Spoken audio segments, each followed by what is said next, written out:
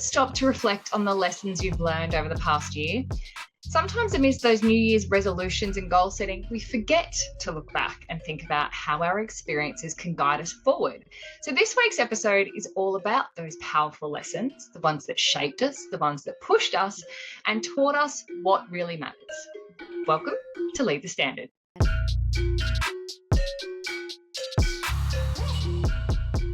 Hello and welcome to another episode of Lead the Standard. I am Kelly Taylor, and as always, I am thrilled to have you join Jackie Stapleton and I for today's conversation. 5 powerful lessons learned to shape your best year yet. So this week we're reflecting on 5 key insights from last year and how they can inspire how we all approach 2025, from building stronger collaborative communities to the importance of authenticity and time management. Conveniently, this lesson aligns with our latest newsletter. If you haven't read it yet, check it in our show notes, LinkedIn, anywhere else that you may or may not have subscribed to it. Do so after listening to this episode. Good morning. Hi, Jackie. Hello, I'm here. A couple of weeks ago, we talked about not feeling motivated, and I feel like this is that aha moment that happened after that. So as always, you're going to take us through those lessons one by one. But before we get started, I think I may have already alluded to this, but I'll let you expand. As always, I'm curious, what inspired you to take such a reflective approach to kicking off the year? Well, it wasn't me. It was actually a work colleague who asked the question and gave me the idea because, as you said, we did a previous episode on, that's right, how I felt blah coming into the new year and thought, same stuff, different year. And I was just struggling to be positive. And then Christine asked this question about, well, what lessons did you learn? What were your biggest lessons learned from last year? And I thought, that's what I thought at first. And I thought, hold on. And I just quickly wrote down a few because they just came to me, like what was important? What did I learn or do differently last year? And that's why I thought, okay, this is something that I can share and we can talk about. So, yeah, it certainly wasn't my own inspiration. It was prompted by a question from Christine on our customer service team. So thank you, Christine. She's always inspiring. But in saying that, I actually thought, and we should remember that this for next year, it is actually a good process to go through rather than just looking forward and going, okay, what am I going to get right this year? Really, those responses to, well, what am I going to plan for this new year?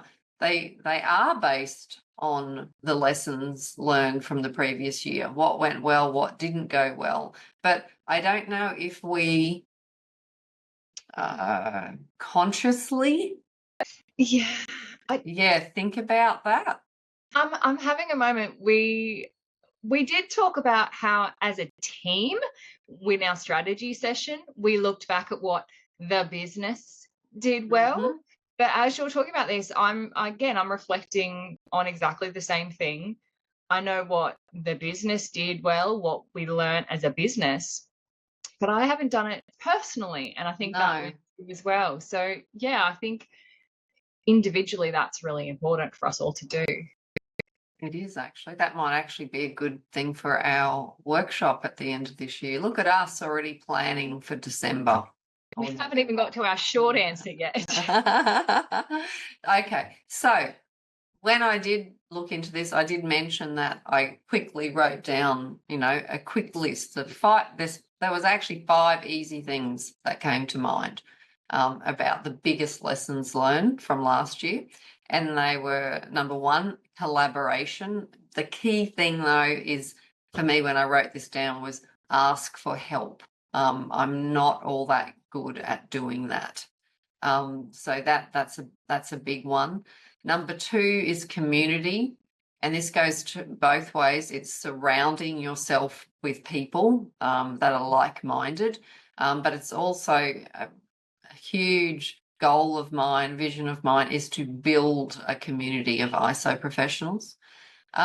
Alliances, this is a big one that really sort of showed up for me last year is, I've created relationships with actual competitors in our training provider space, but we're actually working together. And look, it's not going to happen with everyone. It's when you're perfectly aligned. And these people are not in Australia, they're in completely different countries, so India and Dubai. So it's completely blown my mind how we have these common goals. So I'm really, intent on building these alliances. Number 4 is time management, blocking time in my calendar. We'll talk about that. I won't discuss it anymore. And then authenticity. So being yourself, don't try to fit into other people's mold. Okay, so they're the 5 key biggest areas that I took away lessons learned from last year. Yeah, I don't look. I'm hoping people couldn't see my face then, but I'm pretty sure I just bit off half of my tongue, not trying to interject and share those things, because as I just shared, I haven't done this exercise myself personally this year, and mine pretty much, look, I think this sums up my own experiences this year as well. I'd possibly change a couple myself, but every time we sit down and do this podcast, I realize that Jackie is actually a real person, and that for those unfamiliar with that, that is the joke, that Jackie and Kelly are the same person, and that's what the team calls us.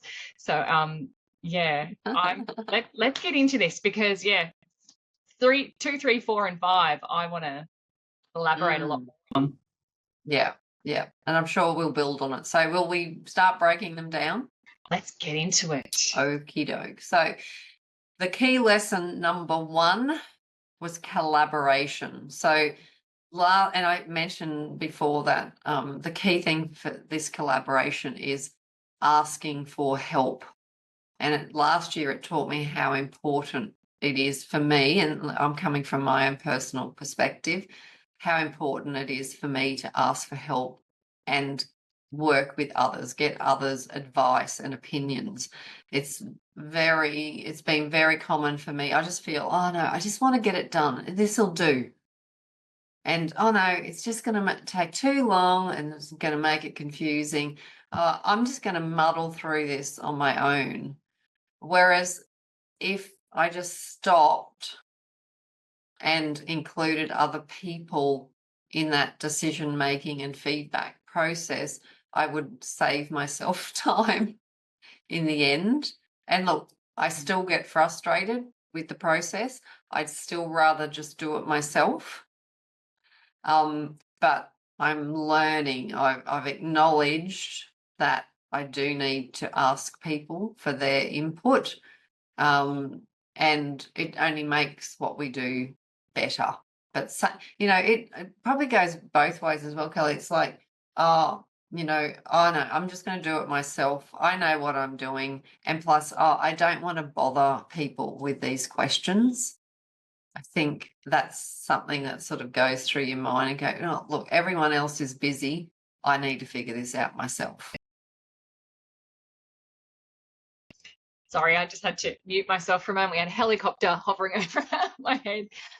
Yeah, I absolutely agree. And this is, again, a challenge that I face, being able to delegate, share, ask. And I think you and I do that really well together. We also have an incredible team who are still in the learning phase, and we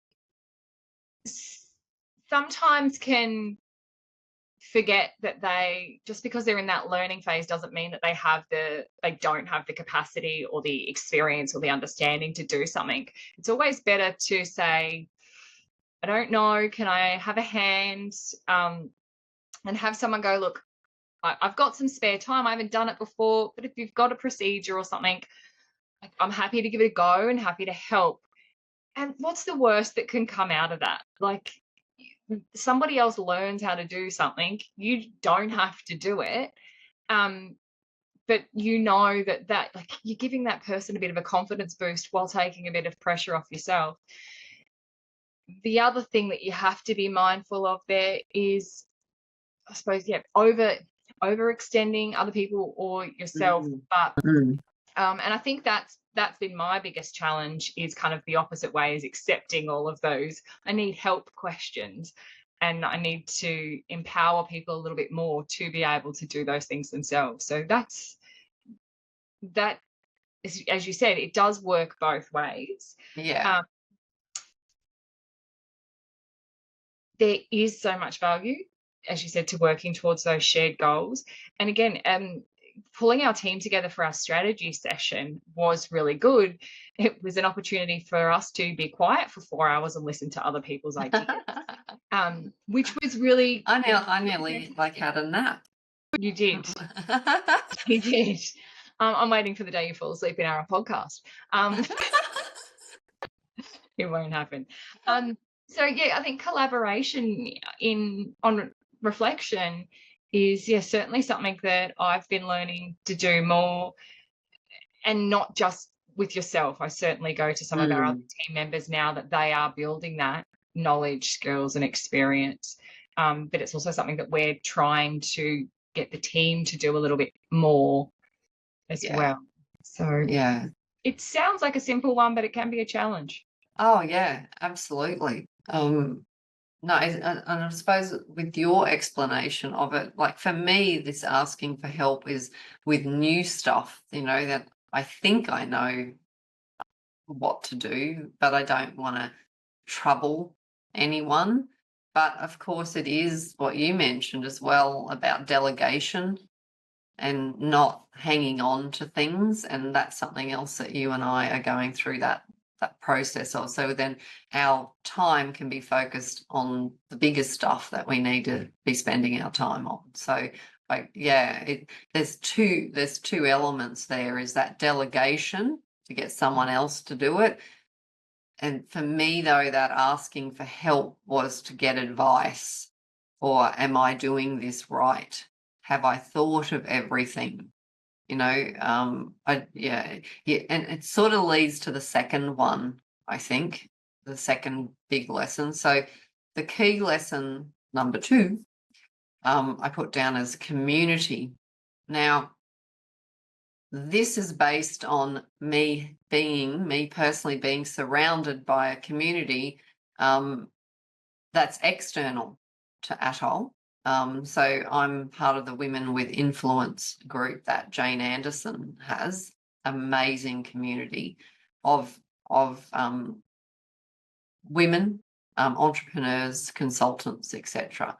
And it's a community of where we all support each other and lift each other up. There's a lot of collaboration going on. We have mastermind days. So any of you that, I can't remember what date, it was early in December last year, I was on my way back from the airport. I was super pumped, super excited, had an amazing mastermind day with all of these amazing women. I was feeling on top of the world. So I just popped on and recorded a video. I pulled the car over first, and recorded a video just saying, how amazing it is to be part of this community, and my vision of having the same supportive community within our industry, within ISO professionals. It would be amazing to have a mastermind day just like we did, but around the ISO industry, full of ISO professionals. Just I know it sounds nerdy, but to me, it's building that support. So I suppose I was transferring my absolute elation it was just one single day, 8 hours, of having, doing different workshops with these amazing people around me. And I just came out of it feeling so much more positive and better about myself, and everyone lifts each other up. And again, there's a lot of people in that room that would actually be competitors. They've got very common service offerings, but nobody is competitive. They all support each other and work together. And as I said, some even collaborate because of those common elements. So that would be the same in our ISO community. So this is a huge thing that I learned last year, and I'm very passionate about it. So that's really based on that. That's where I want to move forward. I'm going to flip this one a little bit, and because we have seen over the last year and a half, possibly more, how not only how important this strong sense of community is, but how quickly not having that community or having the wrong people in that community can impact you and your mental health, physical health, your motivation. So if you'd gone to that session and there were people in that room who were a bit of a Debbie Downer, or there was that one person who was just, oh, I don't agree. Oh, that's not how I do it. Oh, well,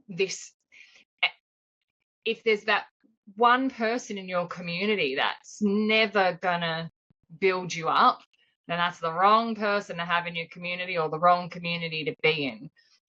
So I think that, yeah, as you said, having that strong sense of community with the right people. We've talked about this before, networking on social platforms and being in those right groups.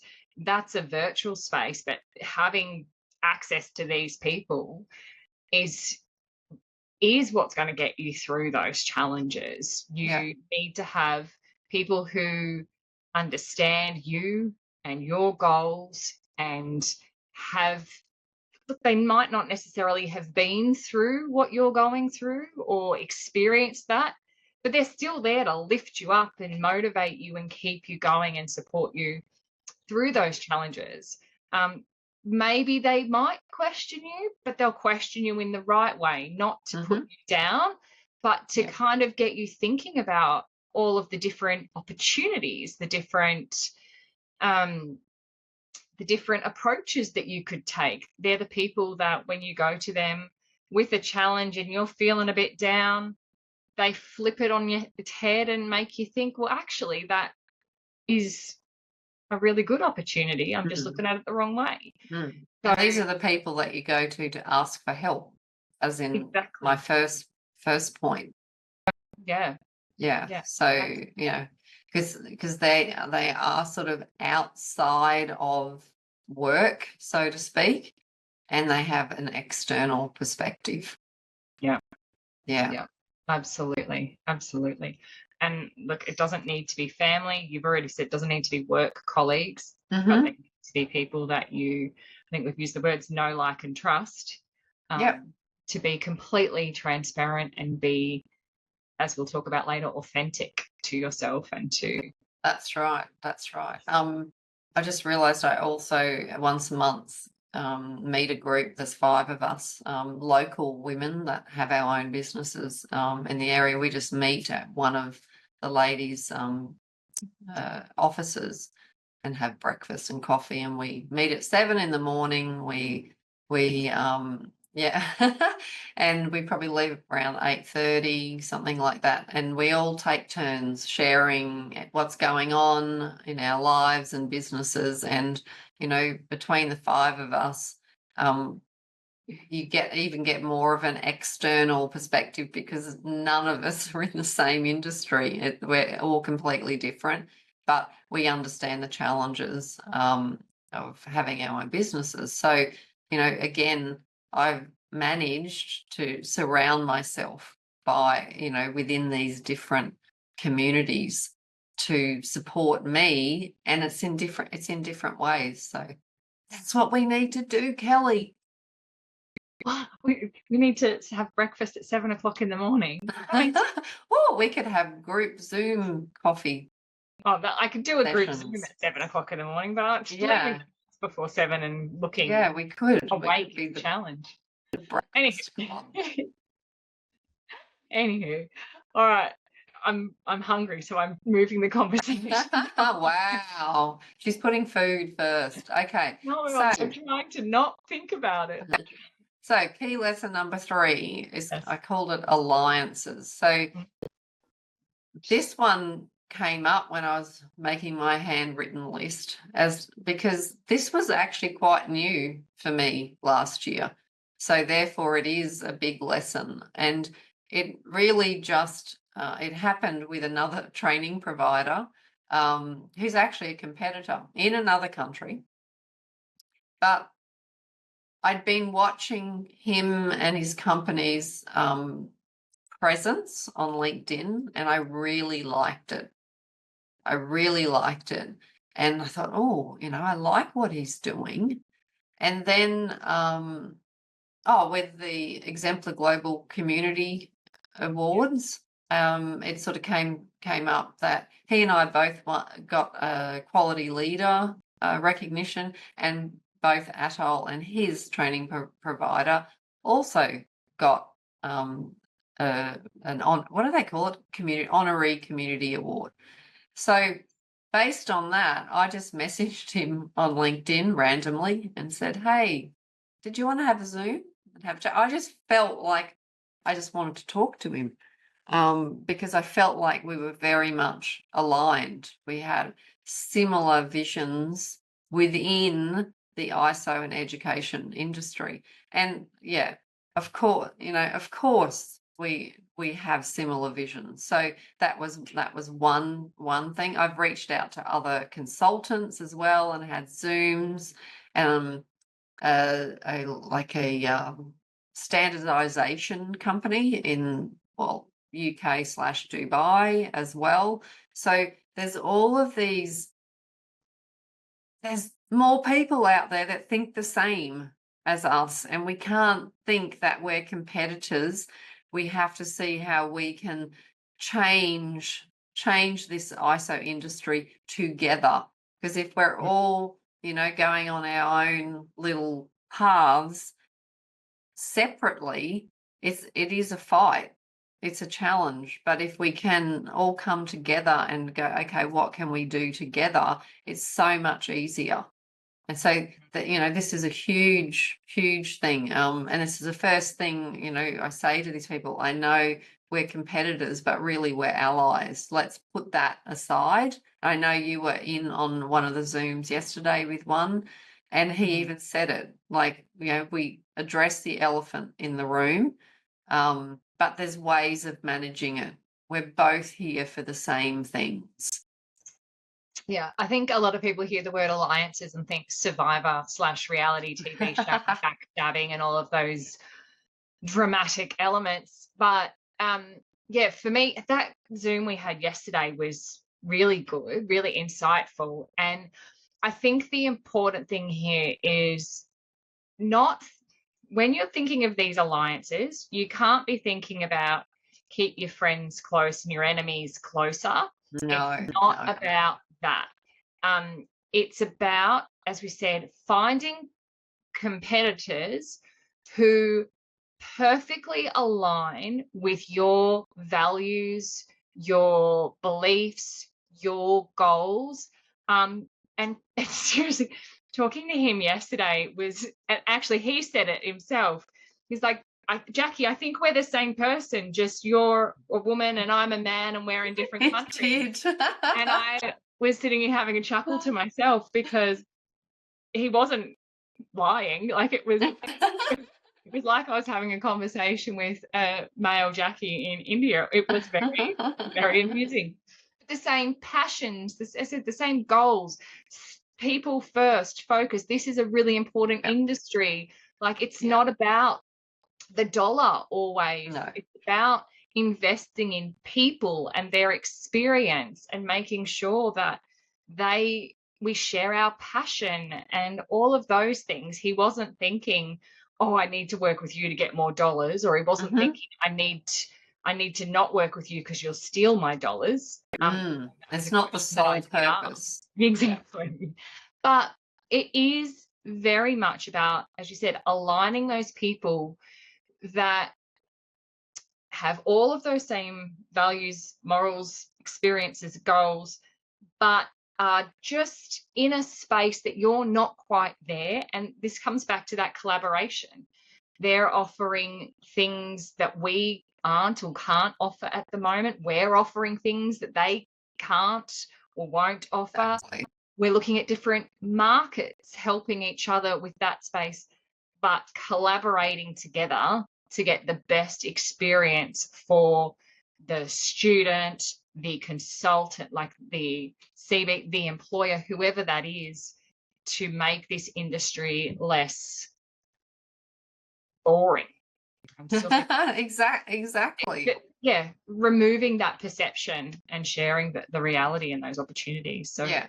yeah, Yeah. throw survivors alliances out the window, and really, you said, look at that collaborative relationship in this space. But Yeah. yeah, don't align yourself with the guy down the road who steals your website and pretends to be you and rips people off and all of that stuff because you just want to keep that enemy competitor close. Don't align yourself with those people. No, and yeah, I'm not exactly right. I'm not saying everyone is suitable for this, but that's Mm. why I described how I first met DB. It's like it's just on LinkedIn, and I thought, oh, like this dude is a rock star.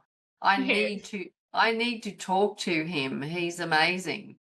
And Mm. I've done, as I said, I've done that with other consultants. That's what stands out to me. It's like, wow, they're doing amazing. And I'm not one that goes, oh God, like look at them, blah, blah, and sort of get all mopey about it. It's like, I need to work with these people. They're amazing. They have a common goal. And like, and then I see others and I think, not my cup of tea. Yeah. I'll just focus, and I think you mentioned it. You can see that they have that same vision as you.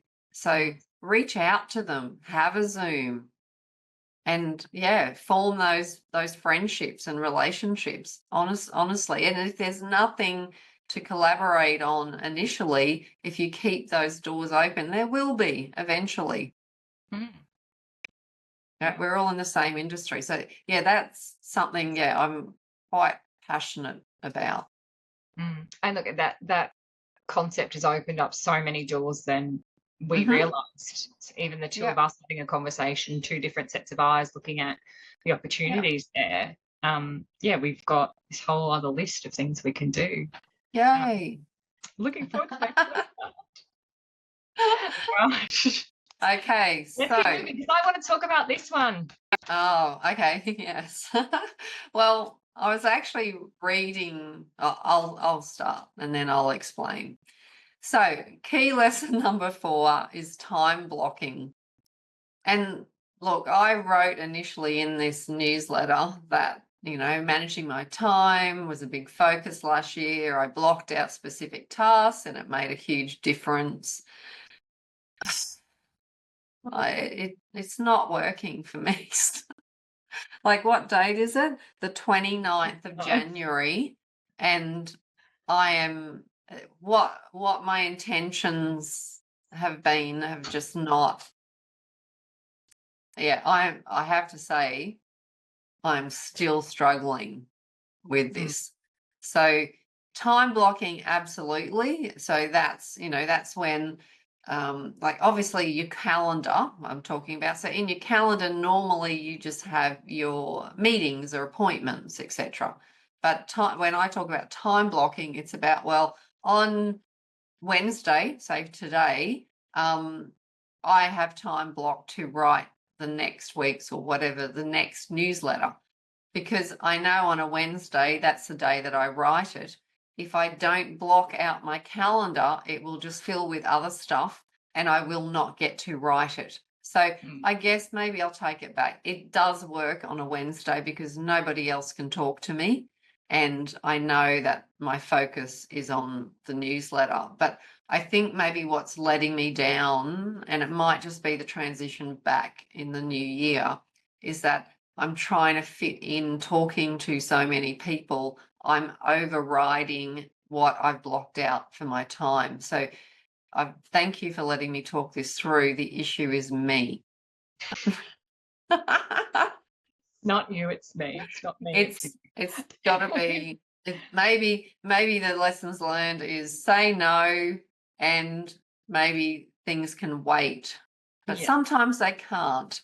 Yeah. So this is why I really wanted to talk about this, because I got really excited a couple of weeks ago. I came back to work and I'd been hypocritical and been working in the background over my break. And I came back a bit like Jackie and was really overwhelmed. And then I, again, was really hypocritical. And I was sitting at my desk, not my desk, at my dining table having breakfast one Sunday. And I started to feel overwhelmed about coming to work on the Monday. I haven't felt like that for, I can't remember the last time I felt, oh, I don't want to go to work tomorrow because I'm really overwhelmed, on a Sunday, and started to feel sick in the stomach. And I knew one of my challenges was the massive backlog of emails that had come in over Christmas. I'd been copied in on a lot of stuff from our team, all of those updates, all of that stuff. And I sat down and I worked through that, and I found this incredible AI app that was going to help me do stuff. And I shared it with Jackie and I got really excited. And that AI app is working for me and it's not working for Jackie. But the difference in that was that both Jackie and I have two lots of calendars. Jackie has her two businesses that she's working together with those calendars. She's managing that. I have my Atoll calendar and my personal calendar. I'm managing personal appointments through that for lots of random stuff. So I was finding those appointments were clashing, or I wasn't able to commit things to teams, or people were double booking. That kind of made that a little bit easier for me. In that app, I have been able to set it up for me with habit blocking and prioritizing, and that's working as far as blocking out my calendar for these specific things that I have to do every day, week, month, etc. Works great, looks great, amazing. And then I come to work and Slack opens up. So I'm agreeing with you here in that, yeah, time blocking works really well if you follow your time blocking. Big part of that is communication, and we've already talked about collaboration. So again, we've got in Slack, we have a focus mode, which I'm trying to encourage the team to use, but also use it more myself. So people know, look, I'm in this zone at this moment and I'll come back to you. But if it's one of those tasks that I really don't like and just have to do, I'm open to a Slack distraction. And again, that's a me problem. That's a me problem. I want to solve those other people's problems. So time blocking only works if you commit to that blocked out time, but you need to communicate that to commit to that. So setting boundaries, being realistic. Another thing that we do here at Atoll, I'm looking for my calendar, which I have closed at the moment, which is really not helpful, is, as you said, Wednesday is your newsletter day. So we have at the top of our calendars, you and I have it, and I think a couple of other team members do. Not everyone does, because it doesn't relate to their roles. But what our core focus is on a particular day, so that if a team member is waiting for something, that's not business critical, they know, well, that's the day that I'm going to focus on that. So for me, Monday, I do all of my operations stuff. Thursday is all of my assessment marking, my live training, anything around review and improvement of course content. Fridays is my other review and those sorts of days. So setting boundaries for yourself and communicating those to others, I think, is the key to time blocking. And we are both people person, and we really care for and support our team. And our thing is we need to set a few more boundaries with the team around, hey, I really want to do this for you, but I actually need to do this other bigger thing for you first. That You listen to that, Kelly. yes, Jacqueline. You just said it out loud and I've got it on recording. Yeah. So I'm going to ask Angus to dub that whole section out, and we'll make it a soundbite that I just play over and over and over every Oh, month. no, I'll just refer to episode 202504, I think it is. I'll remember this. Yeah. Yeah. But again, it is because we give a damn that we do stop and get distracted by those things. The other thing that's really important is when you work with someone like Jackie, who has ideas all of the time, you need a way to manage that and not get pulled into that excitement, because that's also the big challenge that I face is, and like I did it to you last night. I was sitting at the dining table. Maybe I need to stop sitting there. I also need to stop showering. That's where I have ideas. But I had an idea last night, just a simple thing, and I got my phone out and sent you a message straight away. Light bulb moment. What about we do this?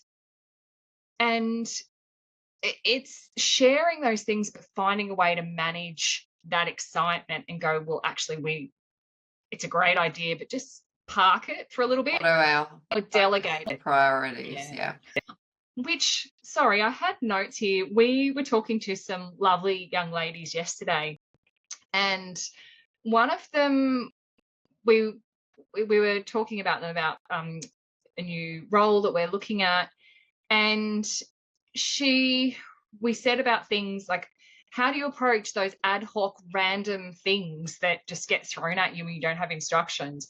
And she said, look, I never want to make an assumption. I don't want to guess because I don't want to waste anybody's time, but I need to understand the urgency for you versus the urgency for me. And then we need to come together in the middle and make a compromise about, look, the reality check. So it sounds like she's going to put me in my place. Yeah, that's the but yeah, again, we're going to lead into some authenticity here, but time blocking, I think, is a lot more than just self-discipline. It is about setting boundaries and expectations with others. And that is my challenge. I can block my calendar out till the cows come home, but setting the boundaries to actually focus on those is my struggle. Yeah, I think it's a huge one. And I think the challenge that comes along with that is being available for the team. That's So, it. if we wanted to, Kelly, we could block our entire calendar out 5 days a week. Absolutely. And not talk to anyone.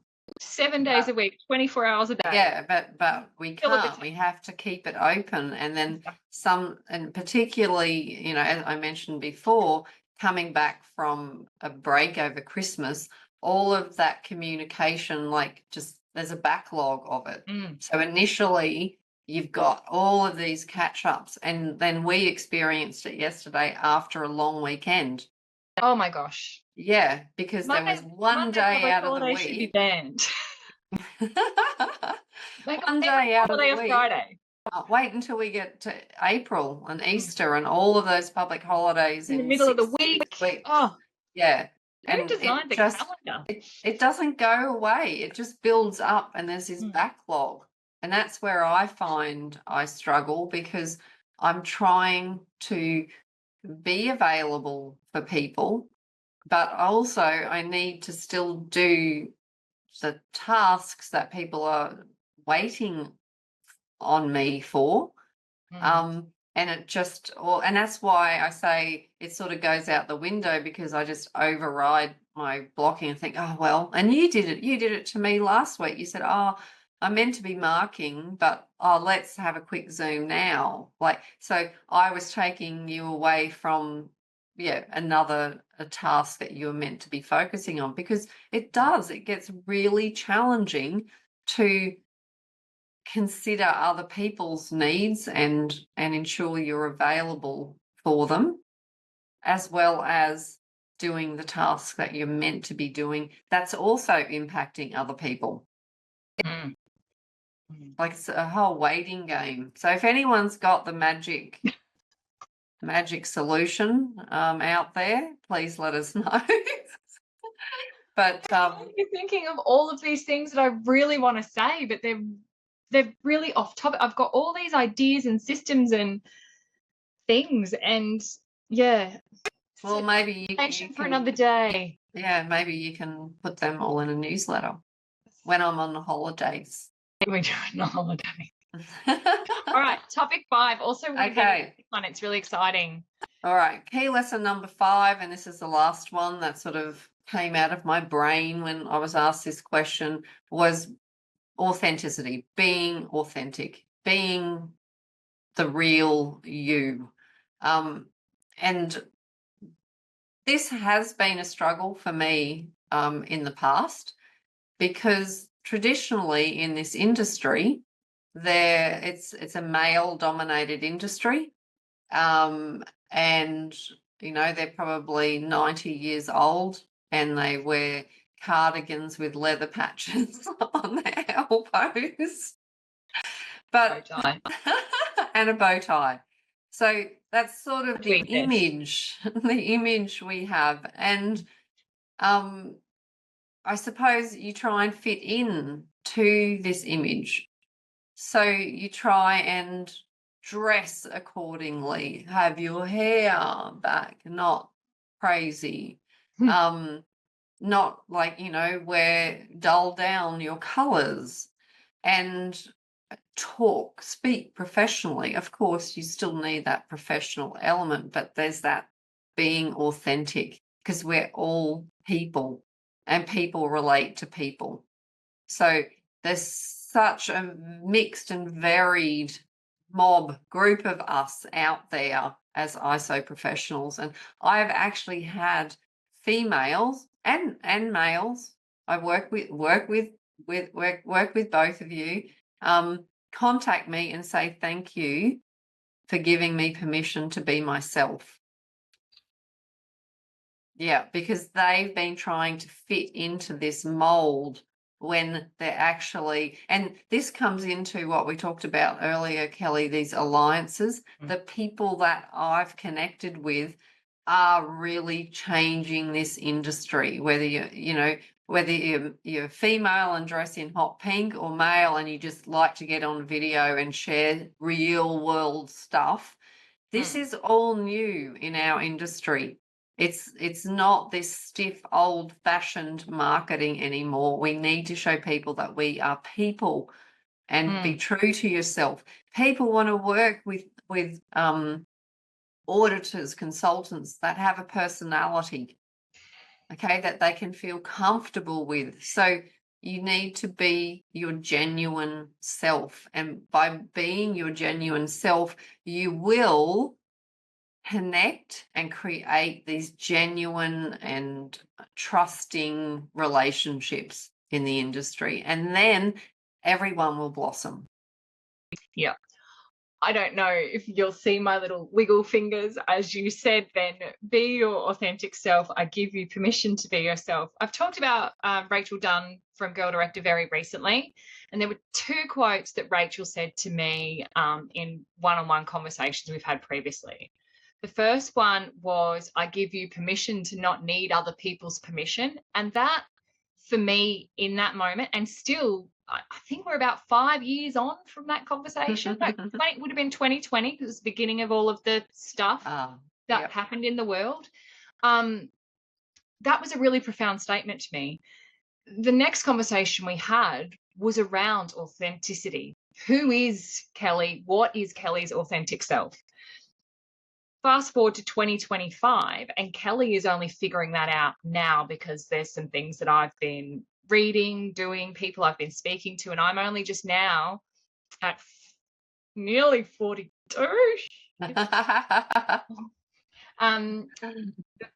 Who that is and what that looks like, and being comfortable. I don't know if people have noticed or not, I used to sit here with our recordings and really try to sit still and look at the camera and all of that. I don't anymore. I'm a fidgeter. I wiggle, I move, I've got a standing desk, I do all of that. And I don't look down the camera like I am looking all over the place. But that helps me to think, to talk, to process, to communicate much more authentically than trying to be somebody that society says I need to be. Like, look, honestly, on a Wednesday morning when we record this podcast, I do put on makeup, brush my hair, and put in a little bit more effort. It's only from here up. I've got, look, if I was flexible enough, I'd show you my fancy work. I've got shorts and bare feet. Oh, barefoot, yes. But I've stopped caring. It's not that I don't care. It's that I can't be the right leader. I can't share with people my experiences. I can't support people with honesty, sincerity, and integrity if I'm not being honest and sincere with myself. Yeah. So we talked about before how sometimes, like, I'm not a certification auditor, and I disclose that to our students, but I've got experience internal auditing and all of our other student stories, yours, etc. I don't pretend to be someone that I'm not to fit in with all of that.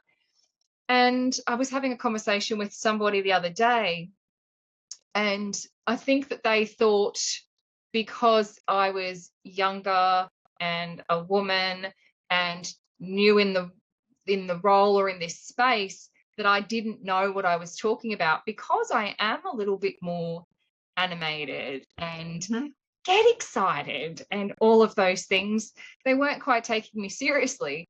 They were a little bit taken aback when I was able to give them all of the answers to all of their questions without having to go off and, oh, let me just ask this person or grab this report, or like, I was able to share that. So I wouldn't have been able to do any of that if I wasn't being my true, authentic self.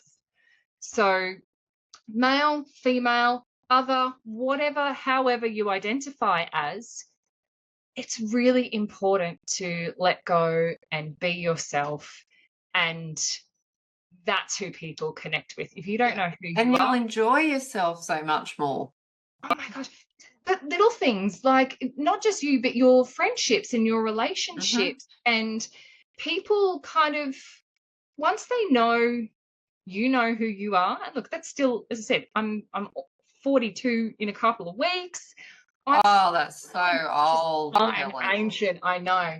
But to get to your like 40s and only then really discover or be comfortable being yourself, I really hope that people listening to this in their 20s, high five anyone in their 20s listening to two old biddies and their iPhone or whatever podcast. Old biddies.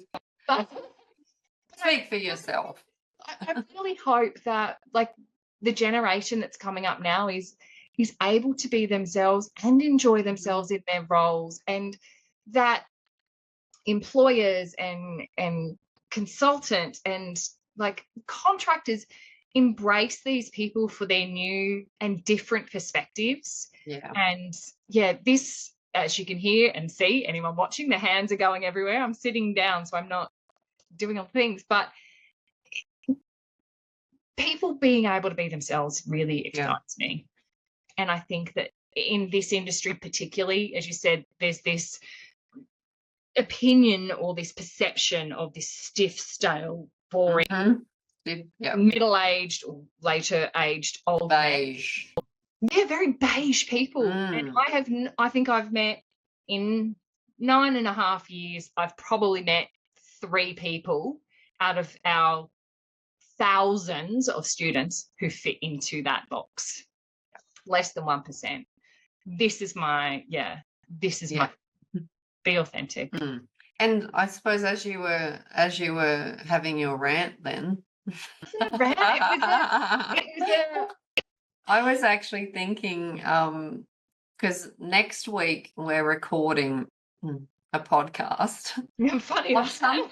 on something that I'm not an expert in, and neither are you, but I actually wrote, I'm sure it's next week, Yeah, it I've is. written the newsletter, but speaking of being authentic, I can't remember the name of it, but I said it's something like Beginner's guide. for Yeah. beginners from a beginner or something like that, because I wanted to be, because there's going to be a lot of beginners out there on this topic. So I was, and I'll continue to do that for the month of February. I'm being open and honest about, well, this is my exploration of this standard as a beginner, because I'm thinking if I've got these questions, then other people have. So I'm not coming from it from the perspective of an expert.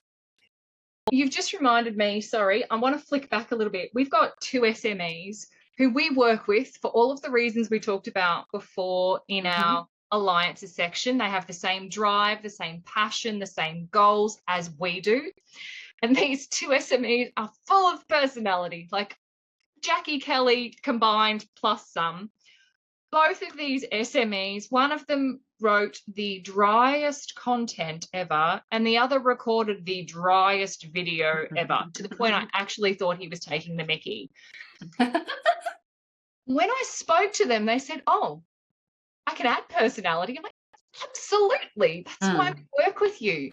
Both of them have or are in the process of redoing that and being their authentic self, because that's what people relate to. Yeah. So yeah, if you're feeling someone's not being their authentic self, share that feedback with them and watch them go, "Oh, you mean I can be me? I don't have to pretend." Remind people they don't need our permission. Yeah, and they probably will be relieved, like you said. Yeah. It makes it so much enjoyable for them and for people reading and watching what they're doing. Yeah, absolutely.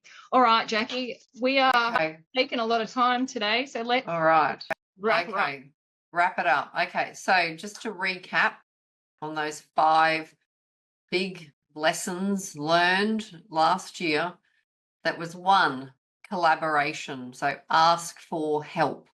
You don't need to do it on your own. Community, surround yourself with people that motivate you. Alliances, I learned that competitors are actually allies, certain competitors, so that are have the same vision and path that you do. Time management or time blocking, so blocking time in your calendar. Kelly and I discussed what that looks like and also what lets us down. I was going to say you, I'm not going to assume, us down. And then authenticity. So we wrapped up with being yourself. Don't try to fit into other people's expectations. Okay, so those were the 5. Before I hand it back to Kelly, I'd like to close with stay curious. Always lead the standard. By staying curious and leading the standard, you'll continually find new opportunities for growth and excellence in your ISO career. Amazing. Thank you, Jackie. That does bring us to the end of another episode of Lead the Standard. Thank you so much for sharing your insights. A very energetic conversation today. Reminding us, how we can reflecting it is important, and then that's what drives that growth and success. So I do hope that has inspired some other people to take a moment to think about their own lessons. It certainly has me, and again, reflecting on those little changes there. So my little aha moment, I'll get Angus to send me that soundbite later, so I remind myself. Boundaries, prioritizing, those sorts of things. All of these things work if you make them work. As for next week, you've already alluded to this. Really excited to bring something a little bit different, which all of us here at Atoll are really excited about. Ready? I'll get you to do my drum roll this week. Drum roll. Exploring ISO 27001 foundational concepts from a beginner for beginners. That's information security, cybersecurity, etc. for anybody who is not familiar with 27001. Really excited about that one and exploring that from a whole different perspective. So yes, stay tuned for that one. Thank you, everyone, for listening. As always, please don't forget to subscribe, share this episode, leave us a review. I'd love to hear other people's solutions to that time blocking challenge we just discussed. But until then, please do take care, keep leading the standards, and goodbye for now. Bye.